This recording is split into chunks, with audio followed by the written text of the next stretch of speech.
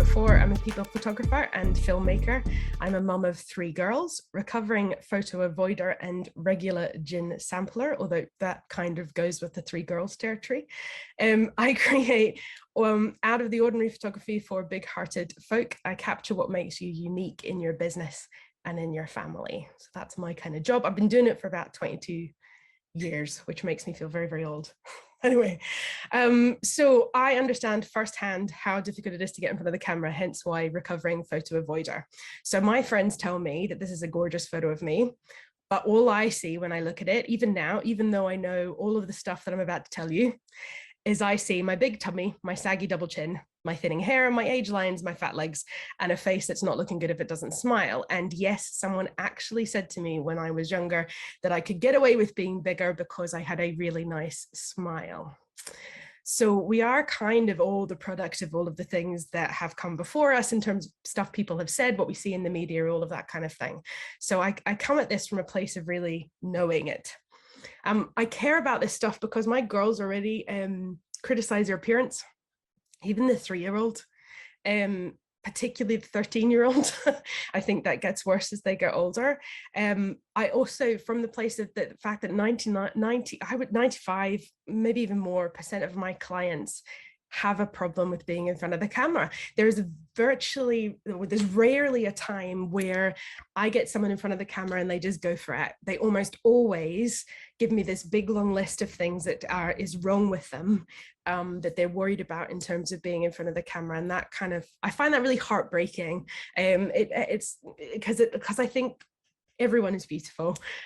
So I find that really, really heartbreaking. I work in school photography as well on the side, and I've seen children as young as primary 1 criticize how they look in photographs. So that's about what, 5, 6-year-olds. And the fact that I struggle being photographed really annoys me. So this is why I got into it. So you're all thinking, this is okay, but I don't need any photos of me. I can just kind of dodge the whole photo thing always, and it'll be fine. Well, I think you should think again. So loads of business owners in particular think, oh, no, my work speaks for itself. It's totally fine. I don't need to show up in my marketing. Well, yeah, you totally do. People buy from people, right? So if you think about how easily it is for you to buy something from a friend, it's because you know them, you like them, and you trust them. We need to be giving out that kind of a vibe to all of our customers. We need to get them to feel like they know us a bit, that they like us, and that they could trust us, whether that be with their marketing, whether that be with their finances, whatever. We need to develop that feeling in our customers. And by far the easiest way of doing that is through photography and film. We are hardwired from babies to prefer faces to either text or object. And our world is filled with imagery. So in order to compete, you kind of need to join in. So for example, this is someone I did some photographs for. She's got gorgeous copy. She's got some beautiful images of her products. She makes amazing products. Would you be more enticed to buy from this person if this is what you saw on her website, or this one? I'm pretty sure most people would say the second one, because you're feeling like you know her. Yeah, you're feeling like you're getting a bit to know this Molly character, who, by the way, makes amazing jewelry, right? You're feeling like there's a person behind this business. Okay, so that's fine, but I don't need to be in my photos with my family, right? Well, yeah, you kind of need to do that too. Your family need photographs of you to remember you when you're gone. And I know that sounds morbid, but we never know how long we've got left on the clock. And it's really, really important that we're in pictures so that others have something to remember us by. It's also a proven fact that children's self-esteem is positively impacted by images of them and their loved ones around their home. And the photographs with you and your family cement the love that you have for them. So one of my clients has there's a photo of her daughters laughing, sitting on a fence. I think they were poking fun of each other. And she has blown that up and she puts it in her kitchen so that whenever they're bickering and arguing at each other, she is reminded that actually underneath it all, they are still pals. So photography has a really important role to play there as well. Okay, so that's fantastic, Rebecca, but I am scared about being in front of the camera. Okay, it's fine. This is all the stuff I hear on a daily basis. No one wants to see me in photos. Photos never look like me. I've put on too much weight for photos. I'll break the camera. The one that I hated the most is a woman genuinely said to me, I look fugly in every photo I've ever seen of myself. This is really sad stuff, right? If that's the kind of things you're thinking about yourself, it's not so great. Being in front of the camera can feel exposing, too intimate, awkward, intimidating, and scary, right? Yeah? Okay. But there are scientifically researched, legitimate psychological reasons why it's really hard, and there's a load of things you can do about it. So we all have this self-enhancement bias. We're all inbuilt with it. It gives us a tendency to think of our own traits and abilities more favorably than actually objectively warranted. So we're kind of designed to look at ourselves and think the best of ourselves. So for example, researchers showed people 2 photos of themselves, one that was true to life and one that had been enhanced. And when asked to choose which looked the most like them, to be brutally honest, which looked like the most like them, 95% of people chose the one that was enhanced, right? So we already see ourselves through this kind of muddied lens, okay, that's not quite accurate. We also suffer or are subjected to this mere exposure effect. So the more we see something, the more we like it, okay? Which you could think when we're babies kind of makes sense. The more we see our caregivers, the more we like them, we form attachments, all of that kind of good stuff. However, the image that we see in the mirror is actually backwards to what everyone else sees. So when we see a photograph of ourselves, it's completely round the wrong way. Okay, so when we look at ourselves in a photograph, we go, oh, that doesn't look quite right, because it doesn't, because 9 times out of 10, you're seeing yourself in front of the mirror instead. This is often why loads of people prefer selfies to having a photograph taken by someone else, because a selfie is a mirror image. It's like looking in the mirror rather than having someone looking at you. We see what we want to see or what we expect to see. So what we think of ourselves forms what psychologists refer to as a self-concept, a very clear idea of who we think we are, what our faults are, what our strengths are, all of that kind of stuff. Our brain then feeds that back to us every time we look at ourselves, basically reassuring us that we're on the right track. But the problem with that is that if you're approaching the mirror or a photo with a self-concept of, I'm overweight, I have a big nose, my goodness, I'm ugly, then our brains become hardwired to show us exactly that, whether or not it is true. Also, it's not socially acceptable to like your picture, right? Have you ever heard someone look at a photo of themselves and go, man, I look good? Like, you don't. People would think that you were being a bit kind of up yourself if you did that. Okay, so it's not socially acceptable to like our photographs. We're kind of trained to look at pictures of ourselves and go, yeah. And to top it off, cameras and lenses don't always help. So looking over here, these are different, what's called focal length. So it's a different type of lens. If you look at this one here, it's made her nose look quite wide, but her face a bit slimmer. As you get into the middle, this is kind of nearish to what it would be, accurately, like to what she would be in real life. And then as we start to get up higher, her face flattens out again, okay? So the cameras of our iPhones are not actually helping us to get a really clear idea of what it is we look like. So it's not a wonder that getting in front of the camera is so hard. The key thing is, all of this, the way you feel about yourself in front of, in pictures and in front of the camera is 100% in your head. And it's thoughts and feelings that can be challenged and changed. What we think determines our reality. And literally nobody else thinks this way about you. No one, because they've always seen you how you are from the outside in. They never get to see the mirrored version of you, okay? In fact, and we come to this later, there's an interesting bit of research on whether somebody else prefers, so say, I don't know, Tina is looking at some pictures of me and she knows me well, right? And she's looking at one that's of me as is, as she would see me, and one that's a mirror image as I would see myself. And the research shows that I prefer the mirror one, back to that mere exposure effect, because I'm used to seeing it. Tina would prefer the real one of me because that's what she sees all the time. All right. So how can we feel better about being in photographs? First one is to acknowledge that this is a self-development project. Okay, it's something that might take months or years in order for you to improve. So use it as an opportunity to practice a bit of self-acceptance and to kind of grow as a human. Secondly, be really clear on your why. Why are you getting in your photographs? So if you wanted some family pictures done, are you getting in your photographs because, I don't know, maybe your kids are getting older and you don't want to miss out on having photographs of them when they were smaller?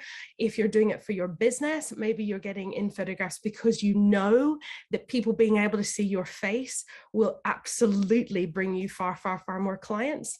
So being really clear on exactly why you're subjecting yourself to the thing that you don't like is a good thing to do. Make sure it's a comfortable process as well, especially if you're really nervous. So start by taking photos when you feel at your best. So clothes that you like, your hair done, makeup done if you need, get a stylist in to help you, listen to your favorite music, have your favorite drink, make yourself feel good before you even attempt to photograph. You have to work your way up to like the makeup-free selfies, right? Especially if you're super, super nervous about it. Get some distance. This is a really big one. How many times has someone taken a picture of you or you've taken a photo of yourself and you've got, ugh, and you've deleted it instantaneously? Get some distance from when that photograph's taken. So I say this a lot to mums around Christmas time. I'm like, allow your partner or other people to take photographs of you with the kids around the Christmas tree, but don't look at them, because actually once Christmas is past and you're looking back, then you'll be like, actually, that was a really nice moment. Yeah, the same in your business, right? Take photos of yourself, but perhaps don't look at them straight away. Look at them a little bit later when you can be a bit more objective and you're not in that I'm in front of the camera panicked moment, which means that you're not going to be objective in the slightest. Practice positive self-talk and affirmations. This does work. I know it sounds a bit kind of woo-woo, but it 100% does work. And I've got some suggestions here that you guys can download later if you want. Our brains work on the basis that they will take the easiest road. So if we've always, if you think about a forest, right? And our brain has worn, our brain is a forest, right? And a train of thought we've always gone down is, I think I look horrible in photographs. I look horrible in photographs. I look horrible in photographs. Just like a path that you would wear in the forest, that path gets more and more and more kind of cleared and easier to see and easier to walk down. That's just how our brains work. You can change it, but you need to consciously change it. You need to consciously go, I'm going to think differently. And at first, you might not believe it for a bit, but you think, I'm going to think differently. I'm going to create a new path. And then eventually that path will become beautifully well worn and will be far easier for you to go down. And then hopefully will be the one that you go down all the time. Make sure your environment for your photographs is fine. So a photography studio might be too intimidating if you're not a big fan of getting your pictures taken. So a lot of my super nervous clients, we would work outdoors or in their home or somewhere where they're comfortable, because a studio has got lights and it's like a backdrop and it can be quite scary. So make sure you think about your environment. Try and laugh and play and have fun while you're doing the photographs. I think quite a lot of my job is telling silly jokes to people just to take the edge off, because actually when we're really having fun, you get some of the best expressions from people anyway, but it also makes the whole process a lot easier. Ask for help and be willing to accept it. So ask a partner, a child, or a friend to take more photographs of you, but then don't stop them from doing it. So wait a week before looking at them, don't censor them or delete them. This will become easier the more and more you do it, okay? And one day you might be really thankful for those photographs. So this is actually a picture of my mum with me when I was wee. And this picture helps me because I remind myself that my mum had to be brave enough to get in that photo for me to have a photograph that I treasure. Okay, so there'll be photographs of people that you have from your past. They might still be with you, they might not, but that are really, really important to you. By bringing out those photos, putting them somewhere where you can see them, that's reminding you how important it is to get into the frame, especially for families. Happy thoughts, again, a little bit woo-woo, but if you come with a kind of set of fun things that you can think about while you're in front of the camera, right? So this guy I was photographing and he runs an entirely automated cow shed It's so cool. The cows literally go and milk themselves. Awesome. So I got him thinking about funny stuff that the cows had done in order to get him relaxed so that I could take these photographs. So trying to think about interesting and fun things and try and make that your programming when you're going into getting a picture taken. Practice. So don't be afraid to practice how to stand, move, or look in the mirror if you feel able. Some of us have a side that we prefer. Some of us have a position we prefer. You know, some of us might find that actually we don't ever want to be straight on. We like to be slightly off to the side. So if you feel able to, then practicing a little bit of that is never a bad thing. Stop dismissing compliments. So how many of you, when someone says to you, you look fabulous, turn around and go, oh, no, it's just this old thing. Oh, no, I just threw it together. Oh, yeah. Say, thank you. That's it. Complete sentence. End of story. Move on to the next topic, okay? From remembering all of the psychological stuff that I told you beforehand, people actually know what you truly look like better than you do. So if they say you look amazing in a photograph, believe them, okay? Put that photograph up, even if it's uncomfortable. That picture I showed you before that I said that I was feeling fat and horrible with my chin and all of that was the most liked Instagram post that I posted in the entire of 2021, the most liked, okay? So listen to what other people are saying to you about your images. Acknowledge that you are who you are. So seeing a photograph of yourself that you don't like doesn't actually change anything. You still look like exactly like you do, like you have always looked like. Okay, so we can say over and over again how much we hate ourselves in the mirror, but maybe that's just a way to cope with living in a world with it where being anything less than perfect is somehow less. Okay, you have always looked like you've always looked. People are looking at you now and they love you just as you are. It's only you and your kind of biases about how you should look that are making this difficult. Be careful with selfies. So selfies are the wrong way around. Doing more of those just kind of adds to that idea that that's the way you look, okay? See yourself through the eyes of those that love you and what you do. So either your partner, your family, or business customers. So if you are trying to get some photographs for your business, then think about your favorite clients that absolutely adore and rave about you. They're going to love your photographs. Okay, so seeing yourself through the eyes of someone else is really helpful. And use this mere exposure effect to your advantage. So the mere exposure effect is the more we like something, the more we see something, the more we like it. So use this to your advantage by gently exposing yourself to photographs of yourself more and more often. And this is one that was really big for me. I, decided I was going to get out on social media because I'd been doing photography for years, but better pick up and do this whole social media thing. And 100% it has been easier. It's not perfect, but easier for me to post photographs of myself now than it was even 12 months ago, because I'm getting more and more used to seeing images of myself as I really am. Remember that you won't actually feel better about this in the future. So this picture here, now just to explain the costume, I was dancing in the Sydney Mardi Gras parade. So that's what the costume's all about. But I remember this photograph was from when I was training as a professional dancer. And by the way, that's musical theatre dancing, not the other kind of dancing, but not that that matters, nothing wrong with that, but that's what I was doing, just to clarify. I remember thinking the exact same things about my body in this photograph that I think about photographs of me now. I was so fit and so strong and so much slimmer than I was now. Yeah, this will not change with time. It will not change with losing weight. I have had women in front of my camera who are like size 8, gorgeous. I'm thinking of one in particular, gorgeous smile, long, thick blonde hair. She could have come out of a magazine, and she spent the entire time berating how she looked. What size you are doesn't make a damn bit of difference. It's to do with what you think. Don't go it alone. So if this is a huge thing for you, seek professional help. So chances are this is impacting other areas of your life too. And there are loads of wonderful counselors that could help you through it. Find a lovely professional photographer. Of course, you knew I was going to come to that one, but it is really important. You need someone with experience in helping the photo shy feel comfortable. But more than that, you need someone that you can warm to. A photographer should feel like a dear friend. It is quite an intimate experience to have your picture taken. So you need to feel like you really get on with that person and that you can trust them to be doing the absolute best for you. Ideally, you would find someone with specific training in posing or capturing all of your best angles, because we do, some of us do take training in how to do that. And definitely work with someone who's willing to kind of work with you until you're happy. You know, show you the back of the camera, say, am I on the right track? What are you thinking about with this one? I'm working with you to get over this hurdle. And then last but not least, celebrate the wins.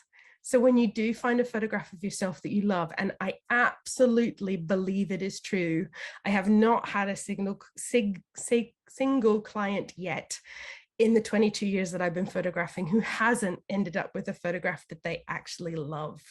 Okay, they might not tell everyone about it because, you know, who brags about a photo they love, but they do love the photograph. Frame it, celebrate it. Okay, I love this quote. I came across it the other day. I thought I had to add it in. You yourself, as much as anybody in the entire universe, deserve your love and affection. Could you imagine a world?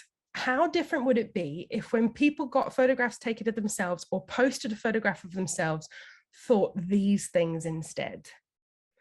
Don't you think that this not being in front of a camera thing has got a massive, broad impact across so many areas of our lives, in terms of our self-confidence, in terms of our acceptance of who we are?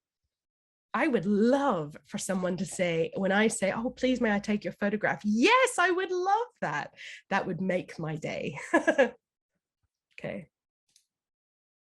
So if you're feeling brave enough to give it a try, I'm going to start a little movement with the hashtag recovering photo avoider. I've posted my first photograph up there, which actually was a really difficult one for me to photograph, I think, for me to post, because I'm one of these people who, here up, I'm not so bad with the photograph, there down, not so much. So the first one that I posted on that hashtag was a whole body shot, because I thought, well, that's where my comfort zone is at the minute. So if you do fancy giving it a try, then join me over there. I've got some resources for you guys. So I've got the Ultimate Guide to Brand Photography in Edinburgh, which I've just started. It is in a draft, in that it's words at the minute. It's being made into a very, very beautiful web page, but you're welcome to go and have a read of that if getting some photography is something you're interested in. There's a PDF of this presentation, a printable copy of some really useful affirmations, and another download, how to take wall-worthy photographs. So if you're a bit of an amateur photographer, then there's loads and loads of tips in there for how to improve your photography. And they're all at this link, which I will pop into the chat in a second, because actually I can't see the chat and I'll totally just make a pig's ear of it. So I promise I'll do that in a minute. And then a selection of photos. It took me a lot of courage to share. I deliberately went through and picked photographs that I thought, I'm not very happy with that, but they're in there. So there you go. I mostly hang out on Instagram or LinkedIn. And yeah, that's me.